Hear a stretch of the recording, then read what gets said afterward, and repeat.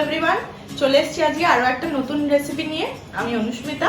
তো আজকে আমরা বানাবো হচ্ছে একদম কলকাতা স্টাইল মাটন বিরিয়ানি। তো মাটন বিরিয়ানির অনেক রকম প্রসিডিয়ার আছে, অনেক রকম মানে ভাবে বানায়, অনেক রকম ভার্সনস আছে মাটন বিরিয়ানির।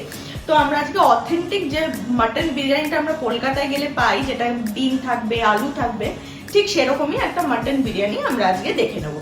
তো চলো, সামান্য কিছু উপকরণ, বেশি কিছু একদম ইউজ করছি না, সামান্য কিছু উপকরণ দিয়ে চলো আজকে দেখে নিই আমরা মাটন বিরিয়ানি কি করে বানাচ্ছি।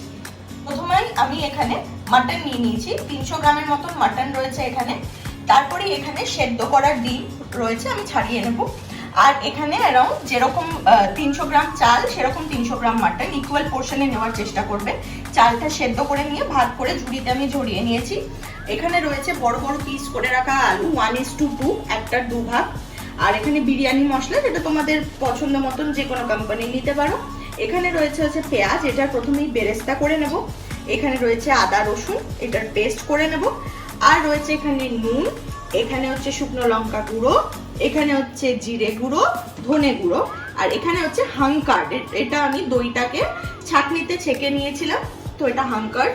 আর এটা লাগছে হচ্ছে দুধ, ঠিক আছে। আর এটা গরম মশলা, মিঠা আতর, কেওড়া জল, গোলাপ জল নিয়ে নিয়েছি।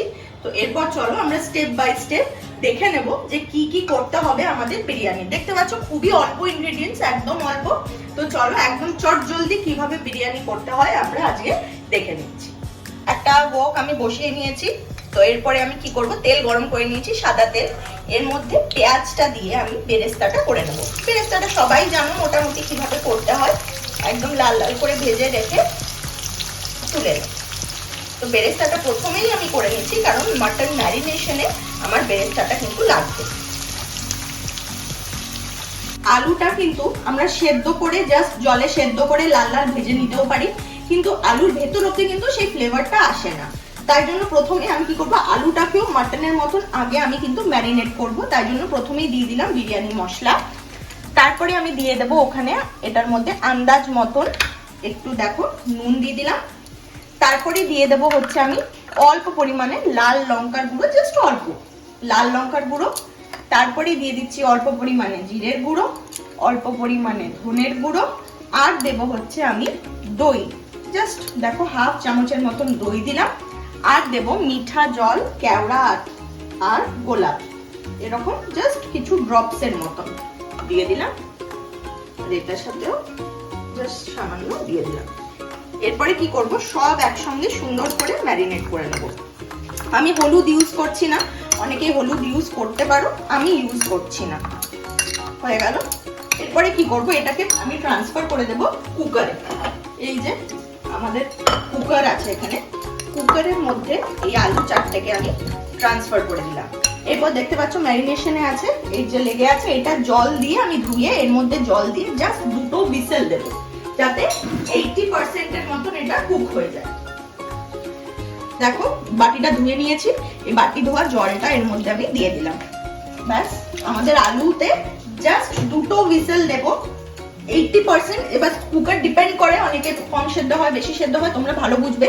80% যেন আমাদের এটা কুক হয়ে যায়, তারপর আমরা ফ্রাই করবো। এতে কি হবে, একদম ভেতর অব্দি আলুটা যখন খাবে বিরিয়ানিতে, একদম ভেতর অব্দি এর ফ্লেভারটা কিন্তু চলে আসবে। 2টো হুইসেল হোক, ততক্ষণে আমি এদিকে বেরেস্তাটা করে দেবো। বেরেস্তা দেখছো আমাদের রেডি হয়ে গেছে। এরপর বেরেস্তাটা আমি তুলে নিচ্ছি, এক্সেস তেলটা যা আছে করে বেরেস্তাটা তুলে নিচ্ছি। এবার হচ্ছে আমাদের মাটন ম্যারিনেশনের পালা। প্রথমেই কি করব, আমাদের হাঙ্কার্ড যেটা ছিল সেটা 2 টিস্পুনের মতন দিয়ে দিলাম হাঙ্কার্ড। এরপরে সব মশলা পরপর দিয়ে দিচ্ছি। প্রথমে এটাই কিন্তু কিছু মাখানো ছিল না, এখনই সব দিচ্ছি। এখন নুন দিয়ে দিলাম, যে যার আন্দাজ মতো নুন দেবে, ভাতটা যখন করবে নুন দিয়েই করবে। আচ্ছা, এরপরে আমি দিয়ে দিলাম সামান্য রেড চিলি পাউডার 1 স্পুনের মতন।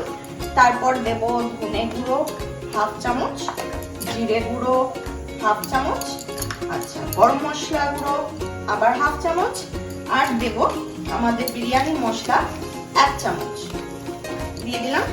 এরপরে দেব আমি আমাদের ভেজে রাখা বেরেস্তাটা, হাফের বেশি দিয়ে দিলাম এটার মধ্যে, হয়ে গেল। আর লাস্টলি দেব আমরা যে তেলটাতে বেরেস্তাটা ভাজলাম, সেই তেলটা আমি এর মধ্যে অ্যাড করে দিলাম। বাস, আমি হলুদ ইউজ করছি না, কারো ইচ্ছা হলে হলুদ ইউজ করতে পারো। এবার একসঙ্গে সুন্দর করে আমি এর গায়ে মাখিয়ে নেব। এরপর জাস্ট হাফ টিস্পুনের মতন মিঠা আতর, কেওড়া জল আর রোজ ওয়াটার এটার মধ্যে দিয়ে দিলাম। হয়ে গেল। আবার একবার মিশিয়ে নেব।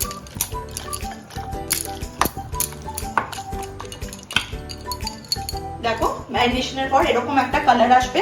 আমি হলুদ ইউজ করিনি বলে একটা লালচে কালার আসছে। এটা খেতে বেশি ভালো লাগে, মানে কালারটা খুব ভালো আসে বিরিয়ানিতে। তোমরা ইউজ করতে পারো হলুদ, অনেকেই আছে ইউজ করো। তো এটা আমরা আধা ঘন্টার জন্য এখন এটা ম্যারিনেট করে রেখে দেব। সব ফ্লেভার দিয়ে যা যা ছিল সব দিয়ে মাখিয়ে নিলাম। লাস্টে আমি জিঞ্জার গার্লিকটা দিয়ে দেব। জিঞ্জার গার্লিক পেস্টের মধ্যে দিয়ে দিলাম 2 হিপ স্পুন ছিল, বড় চামচের 2 চামচ দিয়ে লাস্ট একবার মাখিয়ে। এটা আধা ঘন্টা 1 ঘন্টা ওভারনাইট পারলে তো খুবই ভালো, কিন্তু ওভারনাইট যদি তোমরা ম্যারিনেট করে রাখতে চাও নর্মাল ফ্রিজে রাখবে। আর মাটনটা চেষ্টা করবে একটু চর্বির পিস নিতে, কেন ওই ফ্যাটটা কিন্তু আলাদাই একটা গন্ধ বিরিয়ানিতে কিন্তু এনে দেয়। তো চলো, আমাদের মাটনটা কিন্তু ম্যারিনেশনের জন্য একদম রেডি হয়ে গেছে। এবার আধা ঘন্টা পর আসছি। দুটো হুইসেল হয়ে গেছে, কুকার এবার খুলে দেখবো কি অবস্থায় আলুগুলো হয়েছে। চলো জাস্ট, বাস আলু দেখতে পাচ্ছ আমাদের কিন্তু অ্যারাউন্ড 80% ডান। এখনো মধ্যেটা একটু শক্ত আছে, এবার আমরা ভাজবো, তাহলে পুরোটা কিন্তু দারুণ সেদ্ধ হয়ে যাবে। তো চলো এবার আলুটাকে একে একে ভেজে নিই। রান্না কিন্তু আমরা হোয়াইট অয়েলেই করছি পুরোটা। দেখতে পাচ্ছ একদম ধোয়া উঠছে ইয়ে থেকে, তেল থেকে। এরপর গ্যাসটা কমিয়ে আলুগুলো একে একে অ্যাড করে দেবো। 80% কুক হয়েই আছে আমাদের আলু, জাস্ট লাল লাল করে এবার ভেজে নেওয়ার পালা।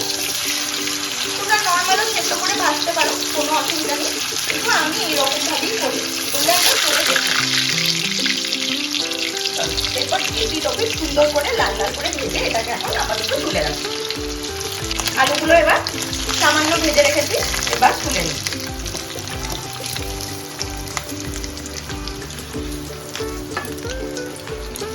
বাস, আলু আমরা তুলে নিলাম। এরপর কি করব, এই যে তেলটা আছে দেখতে পাচ্ছ আলুর অলরেডি এগুলো রয়ে গেছে, এই তেলেই কিন্তু আমি মাটনটা বানাবো। এটা কিন্তু একদম ওয়েস্ট নয়, এই তেলেই মাটনটা হবে। চলো এবার মাটনটা আমরা দেখে নিই কিভাবে করবো।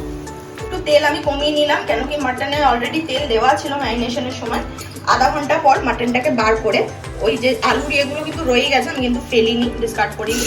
এবার এর মধ্যে মাটনটা দিয়ে কষিয়ে নেব। এই যে আমাদের ম্যারিনেশনটা আছে, এটা একটু জল বুলিয়ে এর মধ্যে দিয়ে দেবো। এবার জলটা এর মধ্যে দিয়ে দিলাম।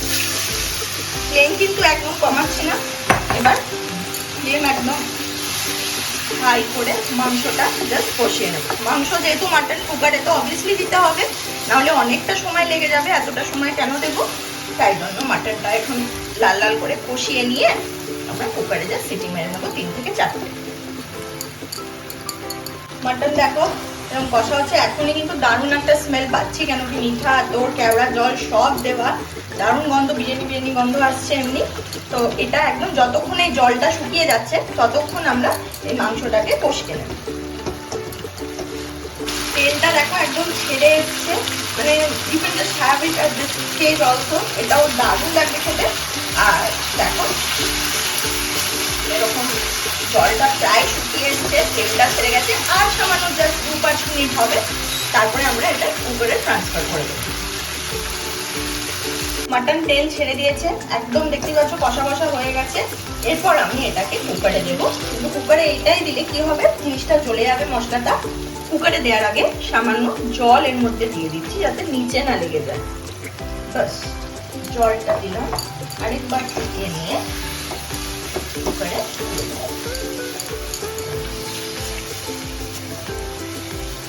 আলু সেদ্ধ করেছিলাম এই কুকারটায়, এই কুকারটা দিয়ে আমরা এবার মাটন পিসেস গুলো অ্যাড করে দিচ্ছি।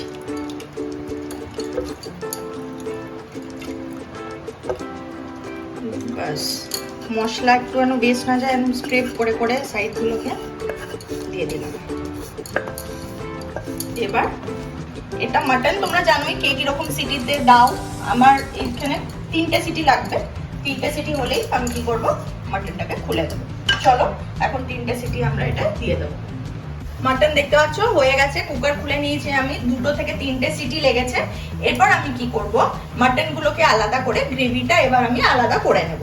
তো চলো মাটন গুলো একে একে তুলে নিই। এবার পিসেস গুলো সুন্দর সেদ্ধ হয়ে গেছে, এরকম করে করে জাস্ট পিস গুলো আমি আলাদা করে নেব।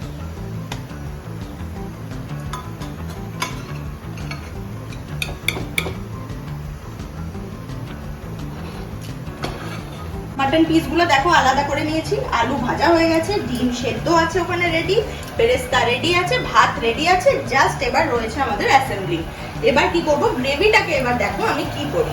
গ্রেভিটা এখন ফুটছে দেখতে পাচ্ছ, একটু তেল যতক্ষণ না ভেসে ওঠে ততক্ষণ গ্রেভিটা আমি আরেকটুখানি গরম করে নিচ্ছি। এখন আমি কি করব, দেখতেই পাচ্ছ গ্রেভিটাকে এরকম একটা ছাঁকনির সাহায্যে এরকম গ্রেভিটাকে ছেঁকে নেব।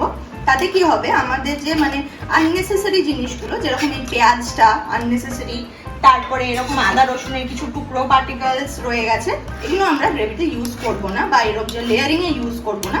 এটাকে এরকম করে ছেঁকে ছেঁকে এটাকে ফেলে দেব। এই যে মশলাটা এক্সট্রা, এটা আমাদের লাগবে না। এটা দিলে খুব মানে গ্যাদে হয়ে যাবে, বিরিয়ানিটা হেভি হয়ে যাবে, আরো ভালো লাগবে না।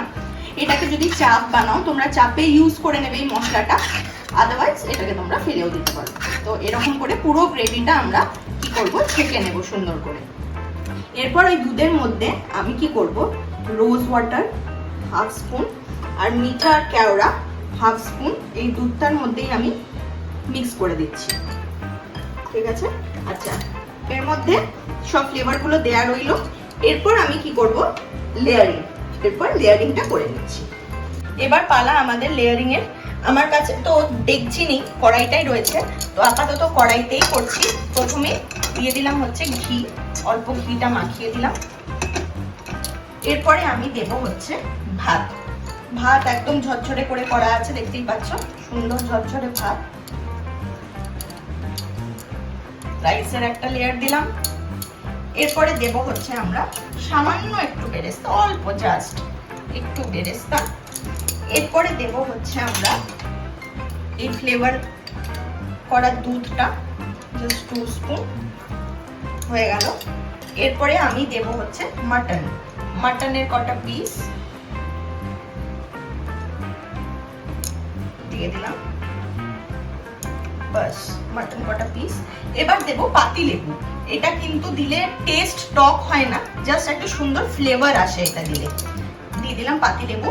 এরপর দেব হচ্ছে বিরিয়ানি মশলা, উপর দিয়ে সামান্য একটু বিরিয়ানি মশলা আবার ছড়িয়ে দিলাম, বাস। এরপর দেব আমি নুন, ভাতটা করার সময় নুন তো দেয়াই ছিল, আবার জাস্ট টেস্টের জন্য আবার উপর দিয়ে হালকা একটু নুন ছড়িয়ে দিলাম। আবার কি করব, দেব আরেকটা লেয়ার অফ রাইস। এরপরে আমরা ডিমগুলো দিয়ে দেব, এই 1টা 2টো 3টে 4টে ডিম দিয়ে দিলাম। আবার আমি এই দুধটা দেব,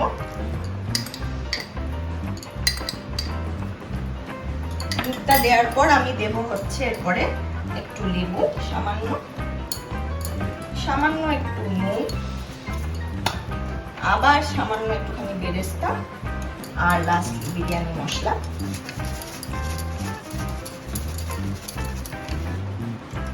এরপরে আবার সামান্য একটু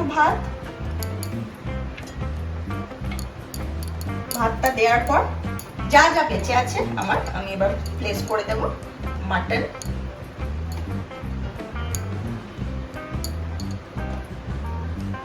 আচ্ছা এবার আলুগুলো দিয়ে দিচ্ছি আমি।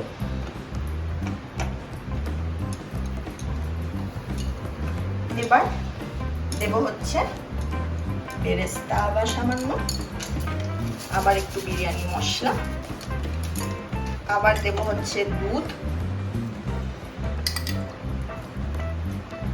আচ্ছা আবার দিয়ে দিচ্ছি উপর দিয়ে সামান্য একটু লেবুর রস,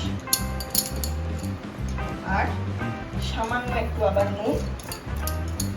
লাস্টলি যে ভাতটা আমাদের বেঁচে আছে এবার সব একসঙ্গে আমি দিয়ে দিলাম। হয়ে গেল।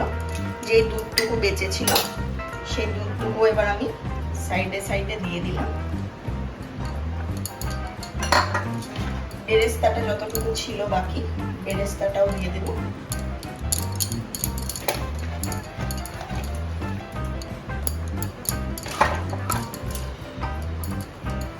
এরপরে আমাদের যে গ্রেভিটা আছে সেই গ্রেভিটা আমি কি করব, এটা একটা কালার দেবে প্লাস একটা ফ্লেভার দেবে। বাস গ্রেভিটাও দিয়ে দিলাম। লাস্টলি আমি দেব হচ্ছে একটু ঘি, একটু ঘি ওপর দিয়ে দেব। এটা নিজেই গলে গলে ইউজ হয়ে যাবে। ব্যাস, আর একটু বিরিয়ানি মশলা।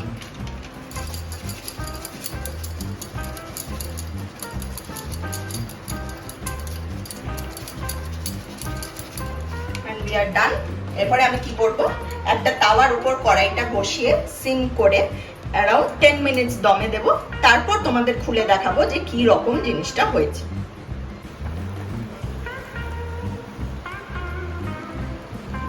বিরিয়ানি কিন্তু হয়ে গেছে, দমে ছিল। তারপর আরো 5-10 মিনিট পর আমি এটাকে খুলে নেব। দেখতেই পাচ্ছ লুকস ওয়াইজ তো খুব সুন্দর লাগছে। এবার চলো দেখে নিই কতটা ঝরঝরে রয়েছে। সাইড থেকে কাটছি, দেখতেই পাচ্ছ রাইসটা। একটা প্লেটে আমি সার্ভ করে নেব।